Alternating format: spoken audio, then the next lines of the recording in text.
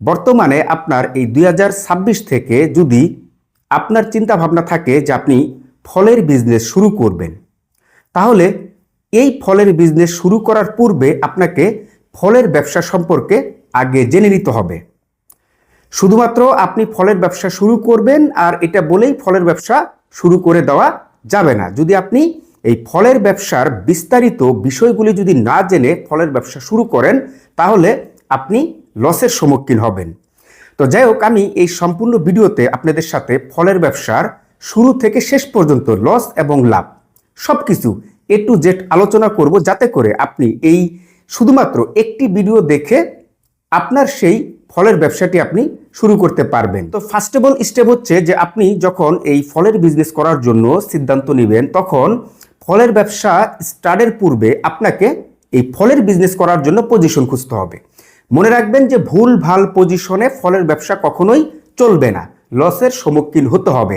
আপনি ফল নিয়ে আসবেন, বিক্রি হবে না, বেলা শেষে আপনার ফল পচে যাবে, গলে যাবে। তার মানে পজিশনটা হচ্ছে এই বিজনেসের জন্য অত্যন্ত গুরুত্বপূর্ণ এবং ইম্পর্টেন্ট। আর তার জন্য আপনাকে সর্বপ্রথম এই বিজনেস স্টার্টের পূর্বে আপনাকে পজিশন খুঁজতে হবে। এমন পজিশন খুঁজতে হবে যেখানে আপনার চতুর্দিকের কাস্টমার আসে বা মানুষের সমাগম রয়েছে, ঠিক আছে? এরকম একটি পজিশন খুঁজতে হবে। তবে ফলের বিজনেসটা করার জন্য সবচেয়ে বেস্ট হয় সেটি হচ্ছে যে আপনি যদি একটি স্টানের মধ্যে দিতে পারেন।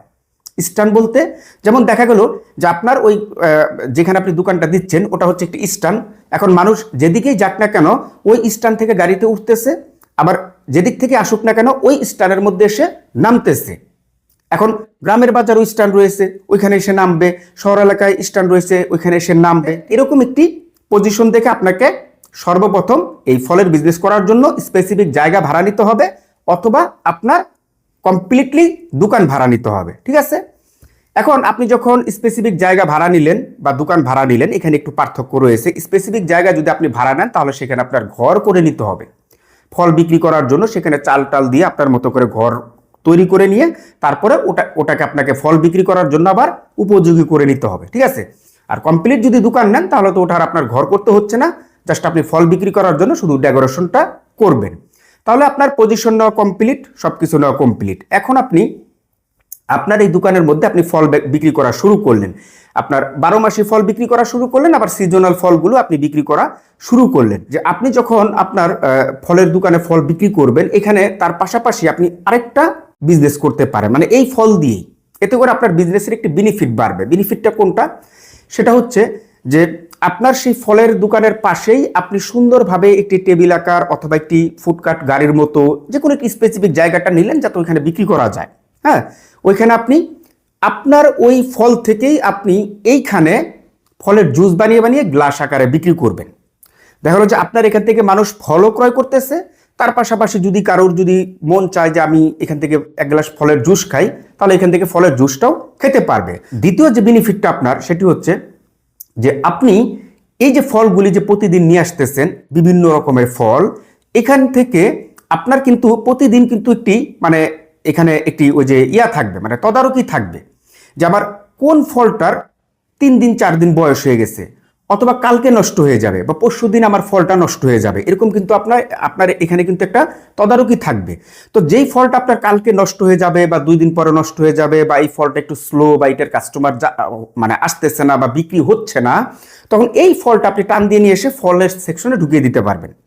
মানে এইখানকার ফল নিয়ে এসে এই ফলের সেকশনে ঢুকিয়ে দিলেন। তাহলে দেখা গেলো যে আপনার এই ফলটা বিক্রি হলো না, বাট আপনার জুসের আইটেমের মধ্যে ঢুকে ওই ফলটা জুস আকারে চলে গেল। তার মানে এটা আপনাকে নষ্ট করে ডিরেক্টলি ফেলে দিতে হলো না। তাহলে আপনার এই যে একটি লস, এইখানে মানে এই লসের মানে সম্ভাবনাটা আপনার এই জুস সেক্টরটা বাঁচিয়ে দিল। তাহলে আপনি দুটি বেনিফিট কিন্তু এখানে পাচ্ছেন, ঠিক আছে? তো আপনার যে জুস বিক্রি করতে হবে বিষয়টা তা নয়, এটা আমি এক্সটার্নাল ভাবে আমার মতো করে আমি আপনাদেরকে কাস্টমাইজ করে আইডিয়াটা দিলাম। যদি আপনার ভালো লাগে যে না ভাই যে কৌশলটা শিখিয়ে দিল এই বিজনেসের পাশাপাশি ফলের জুস বিক্রি করার জন্য, যদি ভালো লাগে করবেন, যদি ভালো না লাগে আপনি ফলের বিজনেস শুধুমাত্র করতে পারেন। এটা হচ্ছে আপনার অপশনাল। এখন আমরা 2 নাম্বার স্টেপে আসবো। এই ফলের ব্যবসার লস এবং ফল বিক্রি করার সিজন, তার পাশাপাশি এই ফলের ব্যবসার চাহিদা, টোটাল 3টি বিষয় জানার চেষ্টা করব। তো আমরা প্রথমে আসি যে এই ফলের ব্যবসার লভ্যাংশ। তো দেখুন, আপনি যখন এই ফল নিয়ে ফলের ব্যবসা শুরু করবেন, তখন এই যে আপনার বিভিন্ন রকমের যে ফলগুলি রয়েছে যেটা আপনি বিক্রি করবেন, তো বিভিন্ন ফলের মধ্যে আপনার দেখা গেল যে বিভিন্ন রকমের একটি সম্ভাব্য প্রফিট রয়েছে। আপেলে যদি হয় আপনার একরকম, তাহলে কমলার মধ্যে আরেক রকম। আঙ্গুরে যদি হয় একরকম, তাহলে আপনার দেখা গেল যে মালটার মধ্যে আরেক রকম।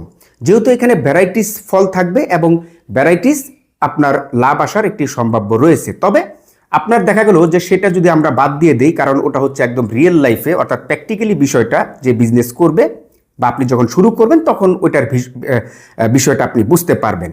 কিন্তু মূলত যে সম্ভাব্য যে লাভটা সেটা হচ্ছে যে আপনি যখন 1,000 টাকার ফল বিক্রি করবেন, তখন দেখা গেল যে আপনার হাজারে কোন ফলটা আপনি বেশি বিক্রি করতেছেন এবং কোন ফলটা আপনি কম বিক্রি করতেছেন, এইটার উপরে নির্ভর করে হাজারে একটি ক্যালকুলেট হবে। তো দেখা গেলো যে যেই ফলটার আপনার লভ্যাংশ একটু বেশি, সেটা দেখা গেলো যে আপনি বেশি বিক্রি করছেন, মানে 1,000 টাকার মধ্যে বেশি বিক্রি করছেন। তাহলে আবার 1,000 টাকায় দেখা গেলো যে আপনার 400 টাকা হতে পারে, বা 350 টাকা হতে পারে, বা 300 টাকা হতে পারে। ঠিক আছে, হবে সেটা বলতেছি না, হতে পারে। আবার দেখা গেলো যে আপনার ওই 1,000 টাকার ফলের মধ্যে আপনার দেখা গেলো যে যেই ফলগুলিতে আপনার প্রফিট কম, ঠিক আছে, সেই ফলগুলি আপনি বেশি বিক্রি করছেন। হ্যাঁ, তাহলে দেখা গেলো যে এখানে আবার আপনার হাজারে 300 নয়, 400 নয়, 350 নয়, দেখা গেলো যে 200 টাকা অথবা 150 টাকা অথবা 250 টাকা।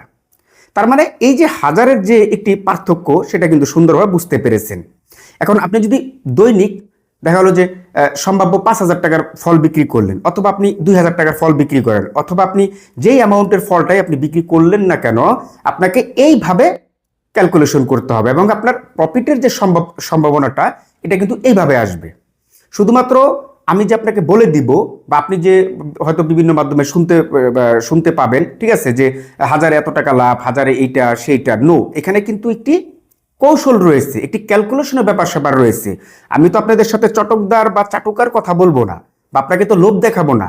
আমি আপনাদের সবসময় বিজনেসের গভীরে গিয়ে বিজনেস আইডিয়া দিব এবং রিয়েলিটি, অর্থাৎ যেটা বাস্তবসম্মত, সেটা বলার চেষ্টা করব। এবং আপনার যে বিক্রি করার যে সিজনটা, সেটা হচ্ছে যে দেখুন, আমাদের দেশে কিন্তু আপনার দুটি ঈদ ছাড়াও আরো বেশ কিছু আপনার উৎসব মুখর যে মানে মানে মানে দিবসগুলি বলি বা সিজনগুলি বলি, এগুলি কিন্তু রয়েছে। হ্যাঁ, যেমন আমাদের দেশে একটি হচ্ছে আপনার কুরবানির ঈদ, একটি হচ্ছে আপনার রোজার ঈদ, হ্যাঁ, আবার আরেকটি হচ্ছে আমাদের দেশে এক মাসই দেখা গেলো যে ঈদের আনন্দ থাকে, সেটি হচ্ছে আপনার রমজান। অর্থাৎ রমজানের যে 30 দিন, এই 30 দিনই মনে হয় যে এক প্রকার একটি আনন্দ বা এক প্রকার একটি ঈদ লেগে গেছে, তাই না? তো সেক্ষেত্রে আমি এটাকেও ধরে নিলাম। এর পাশাপাশি দেখা গেলো যে আরো প্রাসঙ্গিক অন্যান্য ধর্মাবলম্বীদের দেখা গেলো যে আরো অন্যান্য উৎসব রয়েছে 12 মাস ব্যাপী। তো এই সিজনগুলিতেও কিন্তু আপনার মূলত এই ফল বিক্রি করার একটি সিজন। যেমন ঈদের সময় মানুষ বিভিন্ন জায়গায় বেড়াতে যায়, মানুষ আসে বেড়াতে, ইত্যাদি ইত্যাদি, তখন কিন্তু ফলের একটি চাহিদা থাকে বা সিজন রয়েছে তখন। এছাড়াও দেখা গেলো যে আপনার রমজানের যে আমি যেটা এতক্ষণ ধরে বললাম যে 30 দিন, এই 30 দিনেও কিন্তু আপনার ফলের একটি চাহিদা রয়েছে। তো 12 মাসের মধ্যে দেখা গেল যে আপনার মোটামুটি 3 মাস 4 মাস ফলের একটি সিজন থাকে, আর বাকি যে সময়টা সেটা হচ্ছে রেগুলার। কেউ হয়তো হসপিটালে নিয়ে যাচ্ছে, কেউ হয়তো বা শারীরিক সমস্যার কারণে খাচ্ছে, কেউ হয়তো বা শখে খাচ্ছে, হ্যাঁ, কেউ হয়তো বা উপকারের জন্য খাচ্ছে, ইত্যাদি ইত্যাদি। ফলের আমাদের দেশে 12 মাসই মোটামুটি চাহিদা থাকে। তার পাশাপাশি আপনার সিজন, যে সেই সিজনের কথাটাও কিন্তু আমি এখানে উল্লেখ করে দিলাম। অর্থাৎ যারা ফল বিক্রি করে তাদের জন্য এটা একটা সিজন। আমি যদি কাপড়ের বিজনেস করি, তাহলে আমার জন্য একটি সিজন, যেমন 2টা ঈদ, প্রত্যেকটা ব্যবসারই সিজন রয়েছে। ফলের সিজনটাও কিন্তু আমি সুন্দরভাবে বুঝিয়ে বলার চেষ্টা করেছি। এখন আমরা যদি আসি যে এই ফলের ব্যবসার লসের কারণগুলির মধ্যে, যে কি কারণে এই ফলের ব্যবসার মধ্যে লস হয়, তাই না? এটা আপনাকে জানতে হবে, না হলে আপনি ঝুঁকিতে পড়ে যাবেন এই বিজনেস নিয়ে। তো দেখুন, আপনি যখন এই প্রতিদিন ফল নিয়ে আসবেন, প্রতিদিনই তো আপনি ফল নিয়ে আসবেন, কম আর বেশি, হয়তো বা আপনার 5টা আইটেম শেষ, আপনি দেখা গেলো যে 5টা আইটেম আছে, আপনি দেখা গেলো যে 2টা আইটেম নেই, 2টা আইটেম আনতে আপনার যেতে হবে, অথবা আপনার 2টা আইটেম রয়েছে, 5টা আইটেমের জন্য আপনাকে যেতে হবে, যে কোনো ফলের জন্য আপনাকে যেতে হবে। এখন কথা হচ্ছে যে আপনি প্রতিদিন যে ফলগুলি নিয়ে আসতেছেন, এই ফলগুলির মধ্যে যেই ফলগুলি আপনার 3 দিন 4 দিন 5 দিন রেখে বিক্রি করা যায়, এই ফলগুলি তো আপনি 5 দিনের একটি টার্গেট রাখবেন যে আপনাকে 5 দিনের মধ্যে বিক্রি করে শেষ করতে হবে।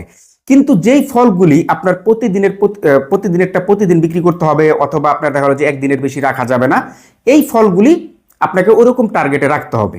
এখন কথা হচ্ছে যে আপনি এই যে টার্গেটে রাখার পরেও যদি আপনার এই ফলগুলি দেখা গেলো যে আপনি 20 কেজি কমলা নিয়ে আসছিলেন, অথবা দেখা গেলো যে আপনি 10 কেজি আঙ্গুর নিয়ে আসছিলেন।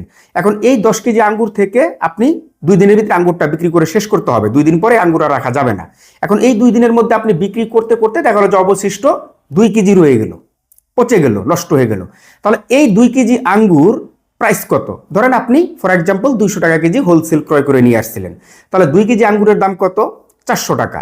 এখন 10 কেজি আঙ্গুর বিক্রি করার পরে যদি আপনার কেজিতে 50 টাকা ফর এক্সাম্পল যদি লাভ হয়, তাহলে 10 কেজি আঙ্গুরে 500 টাকা, কিন্তু 2 কেজি আপনার নষ্ট হয়ে গেছে।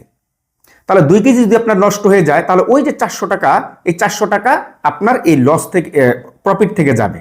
অর্থাৎ যেই 10 কেজি আঙ্গুর বিক্রি করার পরে আপনি 500 টাকা প্রফিট ধরেছিলেন, এখন 2 কেজি যেহেতু নষ্ট হয়ে গেছে, 2 কেজির প্রাইস যেহেতু আপনার 400 টাকা, তাহলে আপনার এখন 500 টাকার প্রফিট হলো না। কত হলো? 100 টাকা। বাকি 400 টাকা লাভ থেকে ঘাটতি চলে গেছে।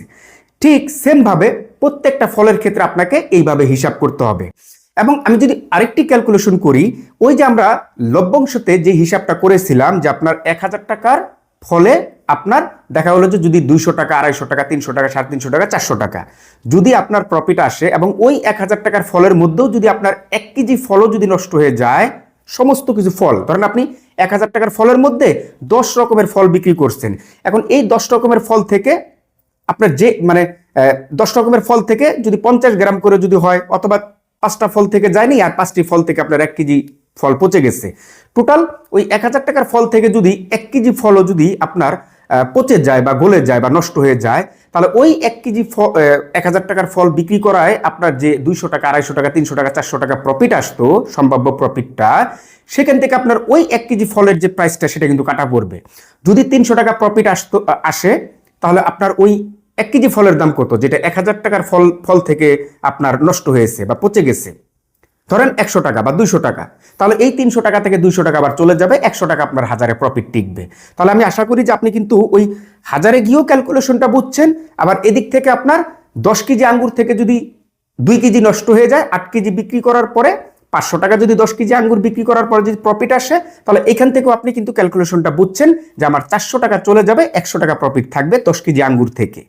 এখন আমরা আসবো যে এইভাবে যদি আপনারা ফলের ব্যবসা শুরু করেন, তাহলে আপনার পুঁজি কত টাকা লাগবে। তো দেখুন, ফলের ব্যবসা যদি আপনি যখন একটি দোকান নেবেন, সেই দোকানের যদি অ্যাডভান্স পে করতে হয়, তাহলে সেই অ্যাডভান্স আমি এখানে উল্লেখ করব না, কারণ এক একজনের জায়গা বেদে, দোকান বেদে, পজিশন বেদে আপনার অ্যাডভান্স হয়ে থাকে, যেটা আমি নিজেও জানি না, তাই না? ওটা আপনি যখন দিবেন, সেটা আপনার কত টাকা লাগতেছে সেটা আপনি ক্যালকুলেশন করবেন। বাট আমি ফলের পুঁজিটার কথা বলি। তো দেখুন, আপনি ওই দোকানটা যখন ডেকোরেশন করবেন, ধরেন আপনি একটা ডেকোরেশন করলেন, লাইট সেট আপ করলেন, ইত্যাদি ইত্যাদি, তাই না? তো এই ডেকোরেশনটা আপনি দেখা গেলো যে যদি ভালোভাবে আপনার দোকানটা যদি একটু বড় সড়ো হয়, তাহলে দেখা গেলো যে 30 থেকে 40,000 টাকা। আপনি যদি আরো ভালোভাবে করতে চান, তাহলে 50,000 টাকার মধ্যেই আপনার ডেকোরেশনটা আপনি করতে পারবেন। তবে এখানে আপনি 10,000 টাকা দিয়েও কিন্তু করতে পারবেন। তাহলে এটা একটি পুঁজি। এবং তার পাশাপাশি দেখা গেলো যে আপনি যে ফল নিয়ে আসবেন, এই ফল ধরেন আপনি সর্বপ্রথম, যেহেতু আপনি একজন নতুন উদ্যোক্তা, আমি বলবো না যে আপনি সকালবেলা চলে যান এবং টাক ভরে আপনি ফল নিয়ে এসে ব্যবসা শুরু করে দেন। আমি বলবো আপনার ডেকোরেশন কমপ্লিট, পজিশন কমপ্লিট, এখন আপনি ফল কম করে নিয়ে আসুন, ধীরে ধীরে ওটা রান করুন, স্টার্ট করুন, পরিচিত করুন, মানুষ জানুক এখানে ফলের একটি দোকান হয়েছে।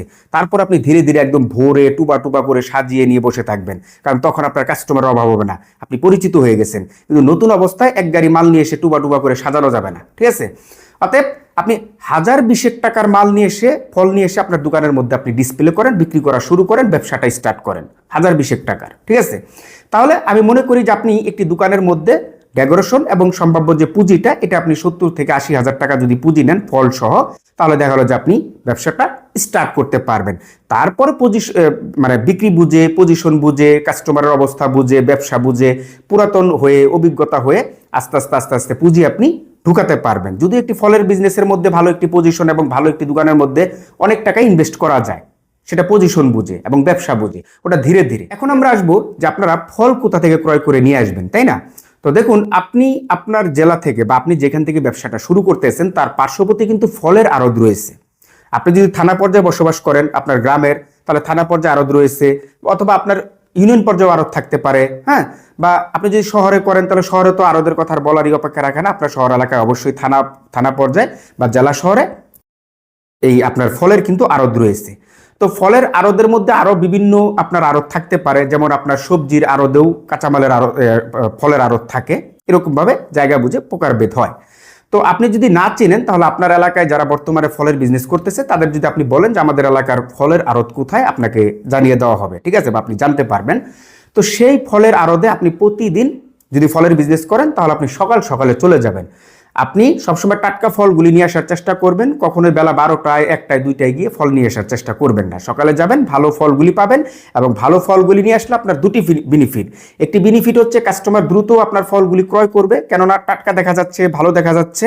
আর অন্য বেনিফিটটা হচ্ছে টাটকা ফলটা নিয়ে এসে একটু টাইম নিয়ে বিক্রি করা যায়, মানে টাইমলি বিক্রি করা যায়। আর আপনি প্রথমেই যদি মরা ধরা ফল নিয়ে আসেন তাহলে ওটা কিন্তু টাইম নিয়ে বিক্রি করতে পারবেন না। সর্বশেষ আপনাদের উদ্দেশ্যে যে কথাটি বলে আমার এই ভিডিওটি আমি শেষ করব, সেটি হচ্ছে যে আপনারা যারা ফলের বিজনেস শুরু করবেন, এই ফলের যে দোকানটি যেখানে আপনি ব্যবসাটা স্টার্ট করবেন তার যে একটি ডেকোরেশন রয়েছে, এই ডেকোরেশনটা অত্যন্ত জাঁকজমক করে করতে হবে, খামখেয়ালিপনা করা যাবে না। ফল যাতে দেখতে সুন্দর লাগে, ডিসপ্লে যাতে সুন্দর হয়, লাইট সেটআপ যাতে সুন্দর হয়, সব কিছু যাতে দূর থেকে ফুটে থাকে। হ্যাঁ, ফলের ব্যবসার আপনার লাইট সেটআপ যত সুন্দর হবে, ডেকোরেশন যত সুন্দর হবে, দূর থেকে যত ফুটবে, আপনার কাস্টমার আপনার সেই ফলের দোকানের প্রতি তত আকৃষ্ট হবে, এগিয়ে যাবে যে ফলের দোকানটা দেখতে খুবই সুন্দর লাগতেছে। কেন সুন্দর লাগতেছে? আপনি ডেকোরেশন ফার্স্ট ক্লাস করেছেন, লাইট সেটআপ কিন্তু ফার্স্ট ক্লাস করেছেন। আপনার ডেকোরেশন যদি বাজে হয়, দেখতে ভালো না লাগে, আপনার লাইট সেটআপ যদি ভালো না হয়, তাহলে এখানে আপনি মিনিমাম 20 থেকে 30% এই ব্যবসার মধ্যে পিছিয়ে থাকবেন। এটিও মনে রাখার চেষ্টা করবেন। তাহলে আজকের মতন বিদায়, সবাই ভালো থাকবেন, সুস্থ থাকবেন, আল্লাহ হাফেজ।